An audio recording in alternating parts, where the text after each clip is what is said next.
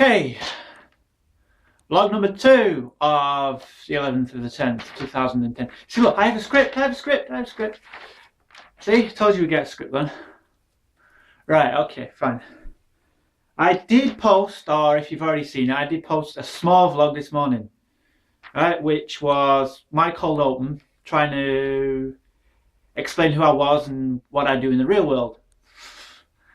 But that was before I saw FS Panda's vlog, and which he gave me a shout out on, which I think is pretty cool of him, because considering I've only put, this would be number 5 vlogs up already, I think that's quite neat of him. Right, so where were we? I should talk about that, how I got started trying to post these vlogs.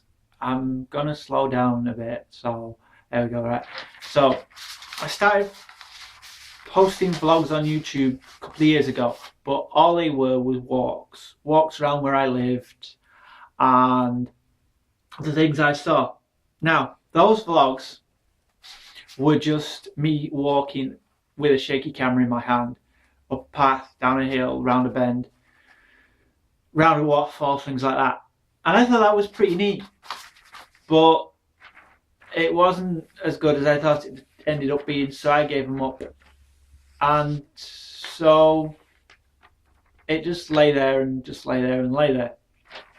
That was till I started following a nice singer-songwriter called Blue from Hello the Future. Now, she's a singer-songwriter in the traditional sense. She sings and songs, writes and sings her own songs. And through that I found Snark, who has some relation to the Double Clicks, and who played, the Double Clicks are a band. There are 2 of them, and they play geek rock, or geek, whatever it is. Now, when I grew up, geek is a bad word. It was a horrible, nasty word to describe people that like computers, which is very odd these days because geeks rule the world. So after following Blue and Snark, I found SF Panda, because he used to comment on most of the things. So I think FS Panda is my first subscriber, and thank you very much. And I also found out on his other blogs that he has some connection with the Pendant Production Company. They're a volunteer organisation who create fan fiction, audio fan fiction, like I was telling you about yesterday, the Red Panda, and Flying Squirrel. They are Dakota Ring Theatre. He is Pendant Productions. Now, Pendant Productions create, they create quite a lot. They Brashy Battalion and a James Bond story, and there's a Vegas one, and there is Star Trek Defiant, and an Indiana Jones one, which I've heard, which are pretty cool. So if you like fan fiction, I know fan fiction sounds a bad word, but it's not. It's quite a decent thing. It's a continuation of certain aspects of television programs or films. Now, they're pretty cool. So what else we got on the script? See, I keep after referring to the script that I wrote about 5 seconds ago. Okay, so that's how I got to post things on YouTube, and that's what I'm into.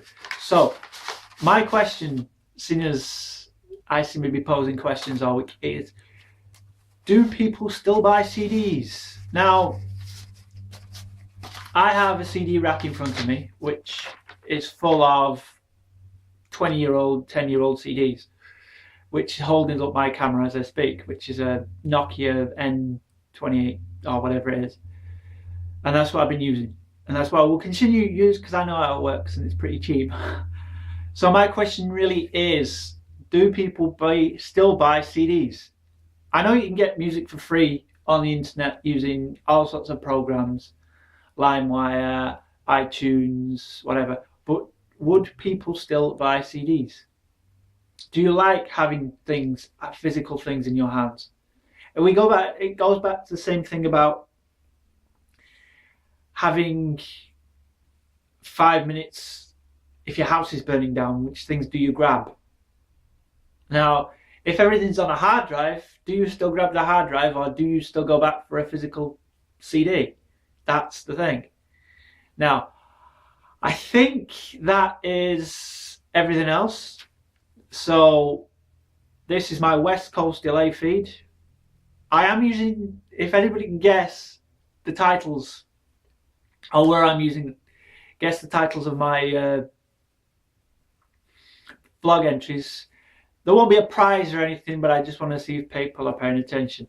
Alright, so that's my West Coast delay feed, and as always, thank you for watching.